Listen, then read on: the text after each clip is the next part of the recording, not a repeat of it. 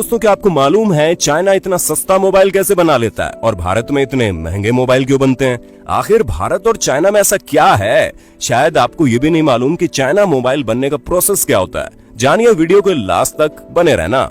आज की हमारी इस वीडियो में हम आपको जो बातें बताने वाले हैं वो वाकई में आपकी आंखें खोल कर रख देंगी, क्योंकि आज आपको कुछ ऐसी चीजें पता चलेंगी जो शायद ही आप लोगों ने कभी सोची हो।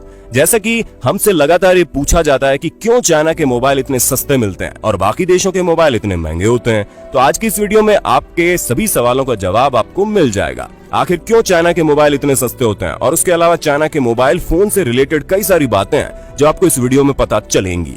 इस रियलमी, ओप्पो, वीवो, इसके साथ ही कई सारी और भी नामी गिरामी कंपनीज मार्केट में मौजूद हैं, जिनके मोबाइल फोन्स मार्केट पर कब्जा जमा कर बैठे हैं। और सबसे ज्यादा कब्जा तो अकेले शाओमी ने कर रखा है, जहां दुनिया भर में सबसे ज्यादा बिकने वाला फोन तो यही है। ऐसे में दोस्तों, ये फोन न सिर्फ आपको सस्ते मिलते हैं बल्कि अपने नाम में अपने से दुगने दाम वाले मोबाइल फोन के टक्कर भी देते हैं। और ये वजह है कि कस्टमर इन्हें सस्ता, सुंदर, टिकाऊ समझकर खरीद लेता है। पर सवाल यहाँ ये आता है कि आखिर चाइना में बनने वाले ये मोबाइल फोन इतने सस्ते मिलते कैसे हैं? दोस्तों, हम आपके सवाल का जवाब देने के लिए इस वीडियो को अलग अलग फैक्टर्स में डिवाइड कर देते हैं, क्योंकि आपको ये बात विस्तार से समझानी बहुत जरूरी है कि चाइना किस तरह की स्ट्रेटेजी पर काम करता है। और वहां पर मोबाइल फोन सस्ते होने का सबसे बड़ा फैक्टर है लेबर, यानी कि श्रमिक।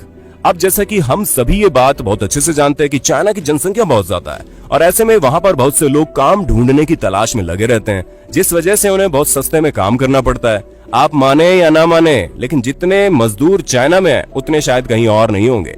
जिसकी सबसे बड़ी वजह यह है कि चाइना एक मैन्युफैक्चरिंग हब है, जहां पर तरह तरह की चीजें बनाई जाती है। ऐसे में इतनी सारी लार्ज स्केल में चीजें बनाने के लिए मैनुअल वर्क तो चाहिए ही चाहिए, और इसी मैनुअल वर्क के लिए ज्यादा से ज्यादा लोगों को वर्कर के तौर पर हायर किया जाता है, जिन्हें बहुत कम मजदूरी में काम करना पड़ता है। और तो और वहां की कंपनीज की पॉलिसीज भी बहुत स्ट्रांग होती है। कई बार तो ऐसा होता है रात भर कंपनी में वर्कर्स काम करते हैं। अब जाहिर सी बात है, जब वर्कर कम रेट में मिलेंगे तो ऑटोमेटिकली प्रोडक्ट का रेट कम हो जाएगा। वहीं अगर हम दूसरे फैक्टर की बात करें तो चाइनीज कंपनीज चीप मार्केटिंग करती है, यानी अपनी मार्केटिंग में बहुत ज्यादा पैसा खर्च नहीं करती, ना ही इतने बड़े बड़े शोरूम बनवाती है, और यही वजह है कि इनके प्रोडक्ट सस्ते होते हैं।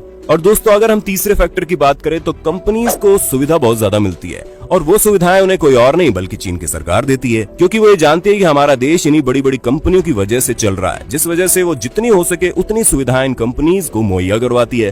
फिर चाहे सुविधा ट्रांसपोर्ट की हो, इलेक्ट्रिसिटी की हो या किसी और चीज की, हर चीज में सरकार कंपनी के साथ रहती है और एक्सपोर्ट को भारी मात्रा में बढ़ावा देती है। इसी वजह से जब वहां से सामान दूसरी कंट्री में भेजा जाता है तो सरकार बहुत कम ड्यूटी लेती है, और इस वजह से मोबाइल फोन सस्ते में मिलते हैं। और अगर हम अपने अगले फैक्टर की बात करें तो वो कुछ और नहीं बल्कि ऑनलाइन सेल है, क्योंकि चाइना में कई सारे प्रोडक्ट डायरेक्ट ऑनलाइन बिकते हैं और ऐसे में इन्हें डीलर्स को मोटा कमीशन नहीं देना पड़ता, जिसके कारण उनका प्रोडक्ट ऑटोमेटिक सस्ता हो जाता है, क्योंकि इसमें उन्हें किसी भी डीलर या डिस्ट्रीब्यूटर को अपॉइंट करने की कोई जरूरत नहीं है। डायरेक्ट माल कस्टमर तक पहुंच जाता है। अब अगर हम अपने नेक्स्ट फैक्टर की बात करें तो वो कुछ और नहीं बल्कि रिसर्च है, क्योंकि कई सारी कंपनीज जब अपने प्रोडक्ट को मार्केट में उतारती है तो उससे पहले उन्हें बहुत सी रिसर्च करनी पड़ती है।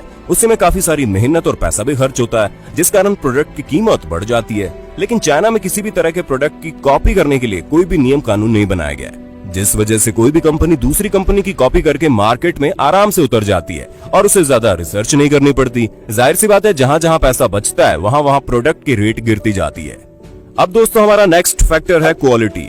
ये बात तो हम सभी जानते हैं कि चाइना के जो प्रोडक्ट्स आते हैं उनकी क्वालिटी काफी लो होती है। हालांकि इतनी लो भी नहीं होती कि उसे हम चला ना पाए, लेकिन हाँ, बाकी देशों की कंपनी के मुकाबले ये अपनी क्वालिटी लो रखते हैं। और इसके साथ ही चाइना हर क्वालिटी का प्रोडक्ट बनाता है, हाई, मीडियम और लो। ये तो कस्टमर पर डिपेंड करता है कि उससे किस तरह के प्रोडक्ट्स खरीदने। अब तक आपको पता चल गया होगा कि चाइना के प्रोडक्ट इतने सस्ते क्यों होते हैं, क्योंकि हमने उससे रिलेटेड सभी फैक्टर डिस्कस कर दिए हैं। लेकिन अब अगर बात करें इंडिया के प्रोडक्ट्स के इतने सस्ते क्यों नहीं होते, तो सबसे पहले इंडिया में कंपनीज को सरकार की तरफ से उतना सपोर्ट नहीं मिलता जितना मिलना चाहिए। हालांकि अब तो गवर्नमेंट कई सारे नए रूल्स लेकर आई है, जिस पर अगर काम किया जाए तो देश में मोबाइल और गैजेट मैन्युफैक्चरिंग काफी बढ़ सकता है। पर ये सभी सुविधाएं बस कुछ ही सालों पहले आई थी, और तब तक चाइना के सभी मोबाइल हमारी कंट्री में पूरी तरह से छा गए थे, जिस कारण कोई इंडियन कंपनी चाहकर भी उठ नहीं पा रही थी। उसके साथ ही यहाँ पर किसी भी प्रोडक्ट की कॉपी नहीं कर सकते, और लेबर के लिए तो कड़े कानून हमारे देश में मौजूद हैं, जिसमें अगर इन्हें चाइना की तरह रात भर काम कराया जाएगा तो कंपनी बंद होने के कगार पर आ सकती है। और यही सब सारी वजह है कि हमारे देश में मोबाइल फोन सस्ते नहीं मिलते। पर हमें उम्मीद है कि आने वाले समय में